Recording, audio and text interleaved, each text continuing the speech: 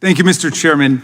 You know, when I was a professor of constitutional law, I used to teach my students that freedom of speech is like an apple, and everybody wants to take just one bite out of the apple. Somebody doesn't like left-wing speech, there's a bite. Somebody doesn't like right-wing speech. Somebody doesn't like feminist speech. Somebody doesn't like sexist speech, and everybody just wants to take one bite. But if we let everybody take a bite, at the end of the day, there's no apple left, it's all gone. So if you want to defend free speech and you want a society that's defined by free speech, you've got to accept even the speech you oppose, the speech that you abhor.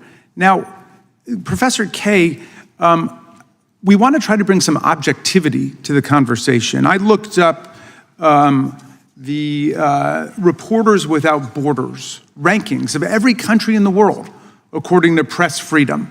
Norway was number 1. North Korea was number 179. It's like a totalitarian dungeon. The UK was number 20.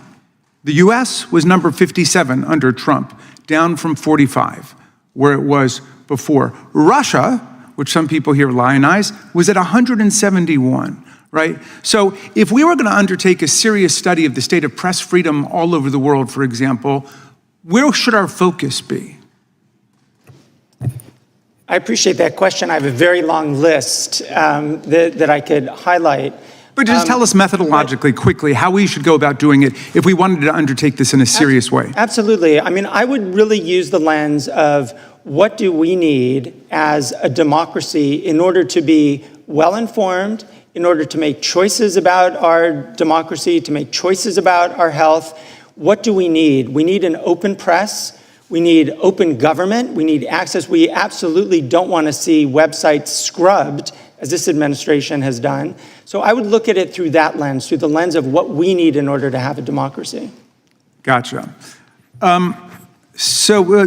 Farage, first of all, to be called charming by you, a man of your evident erudition and dazzling brilliance, is undoubtedly a Lifetime Achievement Award for me, so I will hold it closely. But I wanted to ask you about your commitment to the freedom of speech universally. I think it's a principle that you advocate for everyone, not just for people who are in your party or people you agree with. You said that there should not have been a protest against the Gaza war in the UK. And then when it went ahead, the police refused to shut it down. You called them gutless for not shutting it down. Do you regret having opposed that, given that there was no violence there and there were 700,000 people who wanted to express themselves that day? I have not opposed people standing up and protesting in favor of people living in Gaza at all. There was one particular day, and it was the Sunday nearest November the 11th, which was when we had big memorial services in London, and I think a march being allowed to go ahead on that day would have been a mistake. Any other day, fine. Oh, I see. Who gets to decide that? Well, I think actually something that is embedded in the country, something that is absolutely fundamental to vote. That's why we have a written constitution. You might take that idea back to the UK with you. Well, because the freedom of speech applies 365 days a year here under the First Amendment, not 364, 363, depending on some politicians heckling the government and telling them to shut down free speech. We have allowed mass pro-Gaza demonstrations in London, weekend after weekend. No thanks to you. All right, let me change. This was let me try another one. Sensitive day. That's all. I got you. It was a sensitive day. And I thought that's what the freedom of speech was about. You have a right to engage in speech that other people consider offensive or insensitive. But in any event, you've made yourself clear, Mr. Farage. 64 days a year if they want. You've made yourself clear to your constituents in Claxton today. Let me ask you this. You've banned journalists from your political events that you disagree with, haven't you? No, in fact, I'm the only political Really? leader At your in Britain. convention, you didn't ban journalists and revoke their credentials? You know, I take, the average press conference, I take 25 questions. No, that wasn't my question. Mr. Farage, we're politicians, so we see what you're doing. I'm asking you a direct question. Well, thank you. I'm asking you a direct question, and I hope you can answer it. Why do you ban journalists who oppose your views from coming to your events? Why did you tell your party, why did you tell the local government not to do interviews with your local newspaper? I am the most open person to any journalist. Undoubtedly, you're the handsomest man in the world. But I'm asking you a different question, okay? That's not my question. My question for you is, and it's legit, why do you ban journalists that you disagree with from your political events, like from your convention? I don't. Okay, and you say you've never done that? I can't think, if I go back the last 25 years, I can't think of banning anybody. But I mean, maybe somebody else did. But look, I see. It was somebody else who did it. I take more questions. All right. From journalists, do you have all any the other objections? leaders added up together. Okay. Mr. Price, let me ask you. You're an honest man. Do you have any objection to the things you've heard about what Donald Trump is doing in the United States of America, going after law firms, for example, banning them from federal buildings and federal courthouses, stripping them of security clearance, saying they can never get federal jobs or contracts because he doesn't like something one of the lawyers at the firm did? Do you think there's a First Amendment problem with that, as our courts have found? There's a lot of information you've put into that. It's good to talk to you again after London. Yeah, have you followed that at all? I haven't. I have to be perfectly honest with you now. Okay, do you have any problems with anything Donald Trump has done with respect to free speech and freedom of expression in America? Or you just haven't followed it? I'm not as well. There are plenty of people here better informed on American matters than I. And we are. So thank you very much. And Mr. Chairman, thank you for your indulgence. I yield back. I think the gentleman, my guess is Mr. Farage takes press questions probably as often as President Trump does. These are two guys who aren't afraid to talk to the press and take any question that comes to them. We've seen that display time and time again. The gentleman from California. Jamie Raskin walked into that exchange with a classroom habit. He teaches constitutional law, and he used one image that should stick with anyone who cares about free speech. He said, free speech is like an apple. Everyone wants to take one bite. Someone doesn't like left-wing speech, so they nibble. Someone else dislikes right-wing speech, so they bite. Someone hates feminist speech, they take a bite. The point is blunt and a little painful. If every bite is allowed, eventually there's no apple left. That image does the rhetorical work of turning an abstract legal principle into something you can see on your kitchen table. That's the heart of Raskin's test. Do you defend the principle consistently, even for speech you loathe? Or do you pick and choose, protecting your allies and cutting out your critics? It's not a hair-splitting academic question. It's about whether the institutions that make democracy possible, a free press, an open public square, impartial rule of law, survive. Raskin then pushed the conversation beyond the metaphor. He pulled up international press freedom rankings as a way of measuring what actually works in the real world. He named Norway at the top, North Korea at the bottom, the UK up near the top, and then the US, which he noted fell in the rankings under Trump.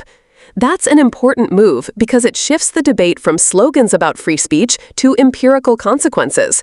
Rankings aren't perfect, but they try to capture real things, whether journalists can investigate without fear, whether governments publish essential information, whether public interest reporting gets shared rather than scrubbed.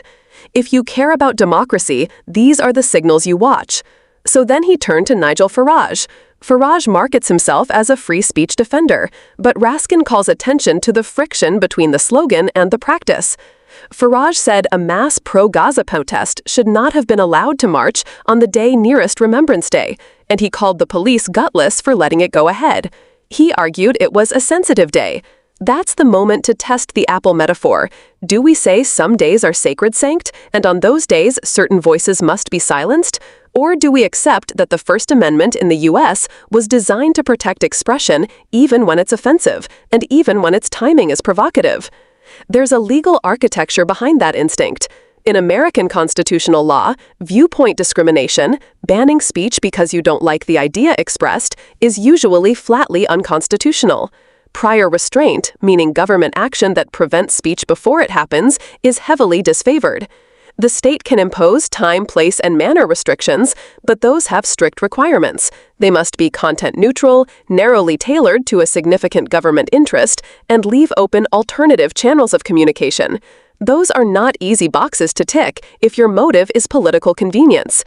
But the conversation isn't purely technical. Raskin also made the political point. Some politicians use free speech rhetoric selectively. They trumpet it when it protects their megaphone and quietly help shut down or marginalize voices that hurt them. Raskin pressed Farage about banning journalists from events and revoking credentials, behaviors that look very different from a principled commitment to an open press.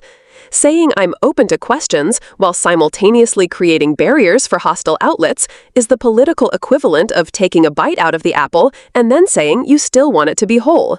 The stakes of that inconsistency are real.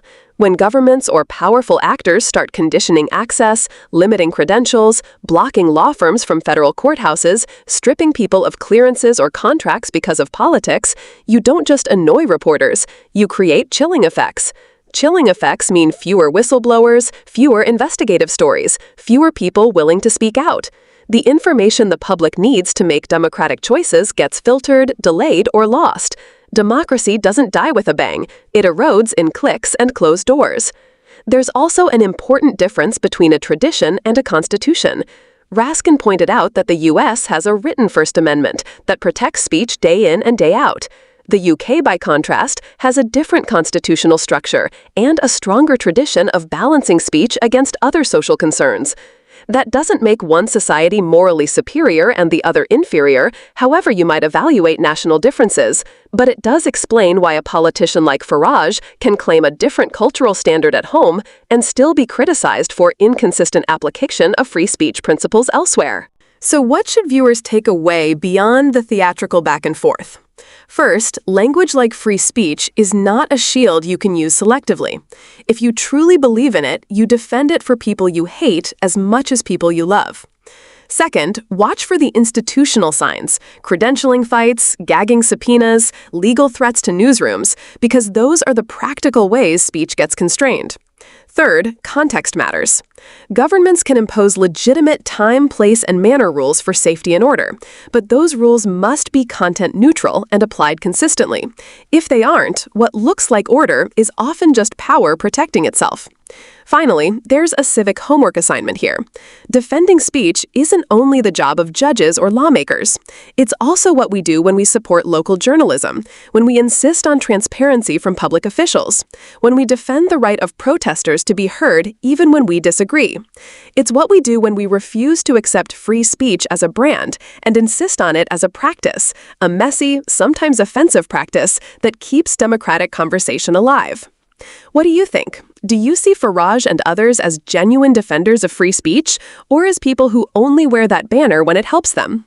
Where do you draw the line between legitimate public order concerns and censorship? Drop your thoughts below, and if you want more breakdowns like this, hit subscribe. We'll keep calling out the contradictions and explaining why the rules of free speech matter for everyone.